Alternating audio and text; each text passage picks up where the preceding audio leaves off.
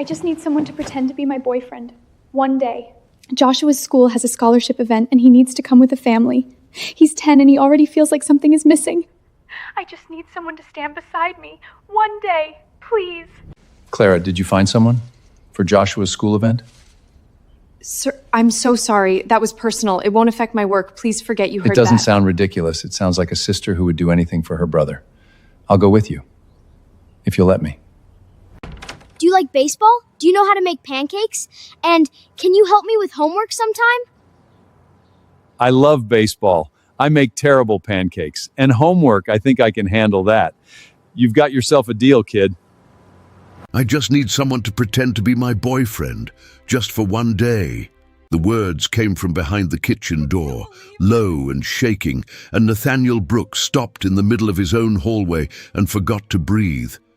He knew that voice. It belonged to Clara Bennett, the woman who had cleaned his house for almost 2 years and had never once asked him for anything. Now she was crying into her phone, trying to convince someone that everything would be fine, and something in the way her voice cracked made him unable to walk away. Nathaniel was 58, and he owned a chain of luxury hotels that stretched across the country. His estate sat on a quiet hill outside Asheville, all stone paths and tall winter trees, and from the outside he had everything a man could want. Inside, he had a house that felt like a museum. 6 years earlier, his wife Rebecca had died slowly, and he had built the walls so high after that, even the people who worked for him could not reach him. He rarely laughed. He ate alone. He had almost forgotten what it felt like to want to be near another person. Clara was 29, and Nathaniel knew almost nothing about her. He knew she arrived before everyone else. He knew she never touched what wasn't hers. He knew she was reliable, and he had never once wondered what her life looked like after she left his gate. What he learned, standing frozen in that hallway, was that Clara was raising her 10-year-old brother, Joshua. Their parents had died in a highway accident, and she had become his sister and his guardian both. She worked 2 jobs. She saved every spare dollar for his tutoring. And now Joshua had been invited to a scholarship event at his school, the kind that could change a child's whole future. But the invitation asked him to come with a parent or a guardian, and some of the other parents had started to whisper about the young woman raising a boy alone. Clara wasn't trying to trick anyone. She wasn't looking for money or romance or a wealthy man to rescue her.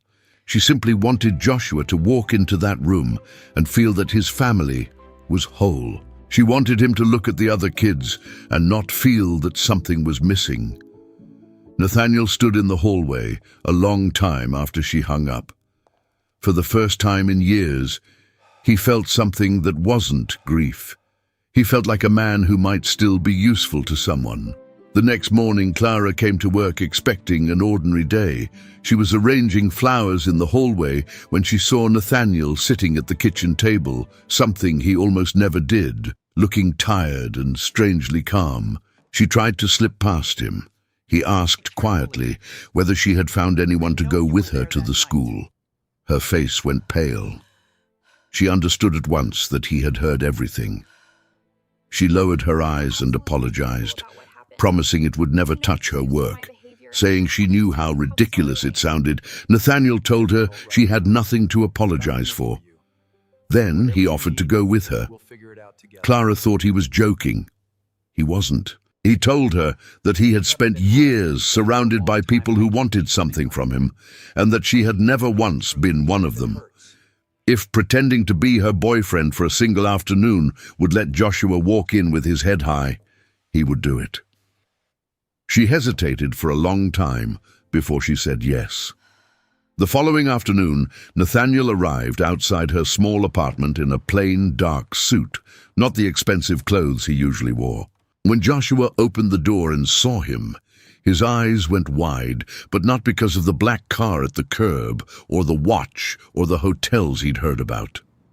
Joshua only wanted to know whether Nathaniel liked baseball, whether he knew how to make pancakes, and whether he'd be willing to help with homework sometime. Nathaniel found himself laughing, a real laugh, the first that had escaped him in years. Clara heard it and looked at him as though she'd just watched something impossible happen. At the school, Joshua stood proudly between them and introduced them with a grin, and for a few hours, Nathaniel forgot the whole thing was supposed to be pretend. He watched Clara fix the boy's collar and tell him to believe in himself, and he understood that she wasn't only raising a child. She was protecting the last piece of family she had left. Then Joshua's name was called. He was one of the students chosen for the scholarship. Clara pressed both hands to her face and cried, and something inside Nathaniel came loose. He remembered Rebecca telling him years ago that money was worthless if you never used it to make another life better. He had smiled and kissed her forehead and not understood. Standing in that room, he finally did. Afterward, he offered to help pay for Joshua's schooling. Clara refused because she thought it was pity. Nathaniel told her it wasn't. He wasn't interested in charity. He wanted to invest in a boy who deserved a chance and in a woman who had given up nearly everything to protect him. She accepted, not because she wanted his money, but because she finally understood that letting someone be kind to her did not make her weak. The months after that changed his house more than the 6 years before them had. There were drawings on the refrigerator now, and books left open on the table, and the sound of a boy laughing in a place that had been silent for a very long time. The day Joshua graduated, he stood at the front of the room with Clara on one side and Nathaniel on the other. Clara looked over at the man who had once overheard her crying into a phone, whispering that she needed a boyfriend for one day. She had thought she was asking someone to pretend for an afternoon. She had never imagined the man who heard her would become the one who stayed. She had asked for someone to stand beside her for a single day. He had given her someone who stayed for every day that came after.